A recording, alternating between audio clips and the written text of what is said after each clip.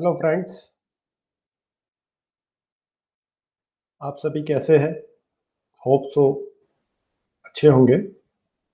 आज मैं फार्मासिस्ट सौरभ कोसे पुनः एक नए वीडियो के साथ आप लोगों के समक्ष प्रस्तुत हूँ।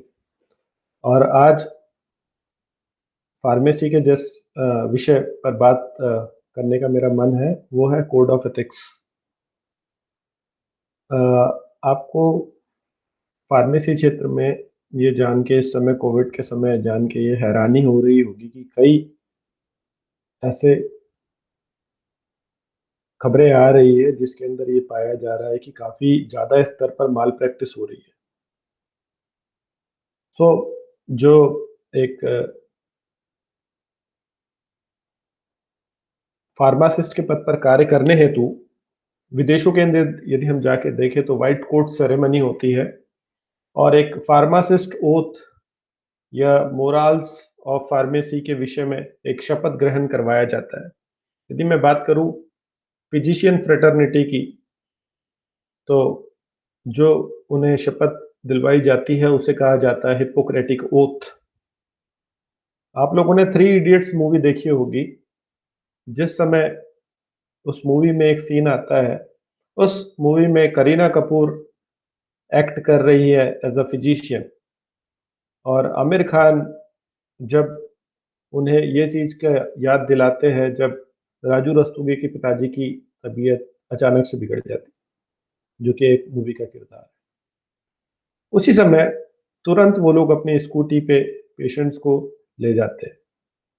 तो हिप्पोक्रेटिक ओथ में ये बताया जाता है फिजिशियंस को कि दिन और रात आपको 24 घंटे बिना कोई टाइम देखे, बिना कोई हॉलीडे देखे मरीज की सेवा करना है। समानांतर स्तर पर फार्मासिस्ट को भी एक कोड ऑफ एथिक्स का पालन करना होता है जो संबंधित है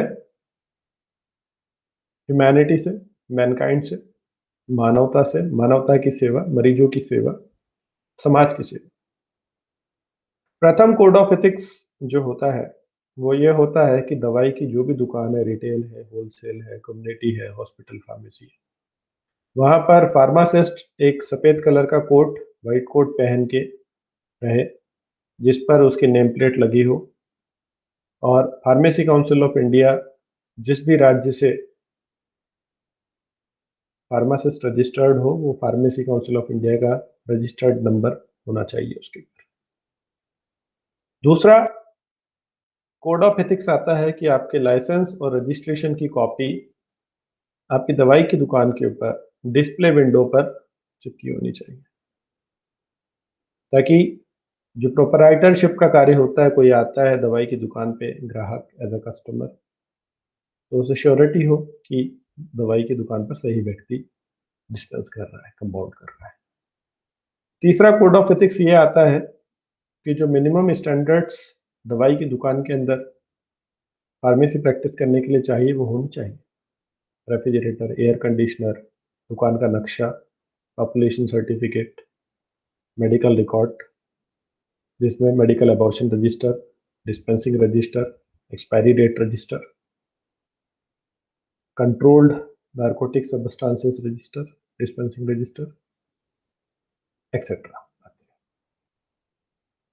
चौथा जो कोड ऑफ एथिक्स आता है वो ये आता है कि दवाइयों की कालाबाजारी नहीं करना है, ये हॉकिंस of the drugs should not be done, या black marketing of the medicine should not be done. दवाइयों की कालाबाजारी नहीं करना है, उसको अनावश्यक रूप से स्टोर नहीं करना है, डिमांड एंड सप्लाई नहीं बढ़ाना है। खासकर दवाइयाँ जीवन रक्षक होती है। किसी न किसी स्तर पर मरीज यदि एक्यूट, सब एक्यूट या क्रॉनिक लेवल पर डिसीज की जिस भी फेस में होता है, दवाइयों की आवश्यकता पड़ती है। क्योंकि भारत एक बहुत ही वृहद पॉपुलेशन है, बहुत बड़ी आबादी है, और उसी तरीके से रिक्वायरमेंट भी है। अतः हॉकिंस ऑफ द ड्रग्स और stockings of the drugs illegally नहीं होता है। पांचवा जो कोड ऑफ एथिक्स आता है वो कोड ऑफ एथिक्स आता है कि आप कहीं पर भी अपने प्रतिद्वंदी दवाई की दुकान वाले, केमिस्ट, फार्मासिस्ट के साथ एक कट थ्रोट कंपटीशन नहीं रखेंगे। मतलब जानलेवा कंपटीशन नहीं रखना है।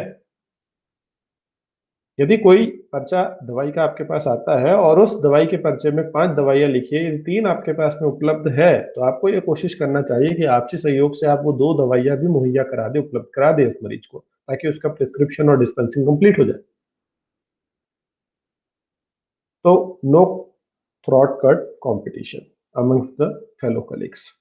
छठवां जो आता है वो ये आता है कि किसी भी तरह का मिसलीडिंग एडवर्टीजमेंट अखबारों में, प्रिंट मीडिया में, लोकल केबल चैनल्स पर या किसी भी social media, WhatsApp group, Facebook group, social messages, WhatsApp status, Facebook stories, Instagrams इत्यादि पे आपकी दवाई की दुकान की सुपेरियरिटी नहीं दिखानी चाहिए, जो कि मैजिक्स एंड रेमेडी एक्ट में आ जाता है। As per the law, ethics and the constitution ये कार्य करना होता है। सातवां जो कोड ऑफ एथिक्स आता है वो कोड ऑफ एथिक्स ये आता है कि आप तयशुदा भाव या रेट से ज्यादा चार्ज नहीं करें।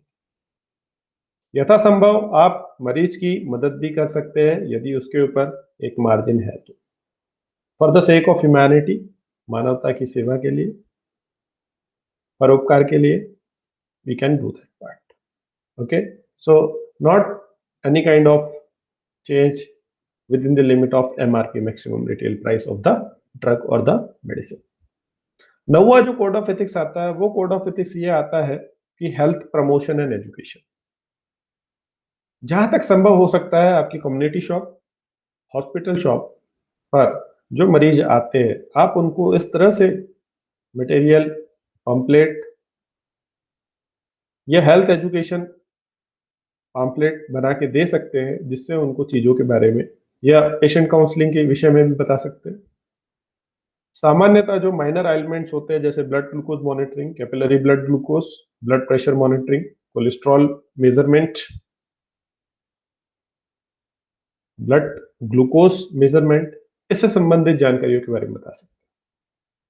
10वां कोड ऑफ एथिक्स आता है कि सरकारी जो योजनाएं चल रही है आज की डेट में भारतवर्ष के अंदर, national health rural mission, national health urban mission के तहत जहां फ्री ड्रग डिस्ट्रीब्यूशन या फ्री डायग्नोस्टिक सर्विसेज या फ्री कैंप्स जो भी होते हैं, जो भी शिविर लगते हैं, हेल्थ शिविर, इसकी जानकारी इनको मुहैया कराना, ताकि जो परिवार मिडिल क्लास में आते हैं या below poverty line, BPL category में आते हैं, गरीबी रेखा के नीचे, जिनके पास सामर्थ्य नहीं होता, आर्थिक रूप से संकट में होते हैं, स्वास्थ्य लाभ ले सकते हैं। तो ये दोस्तों कुछ कोड ऑफ एथिक्स थे जो कि एक फार्मेसी की दुकान या फार्मेसी स्टोर वाले को मेंटेन करना चाहिए। Thank you for watching. Subscribe my YouTube channel. Thank you so much.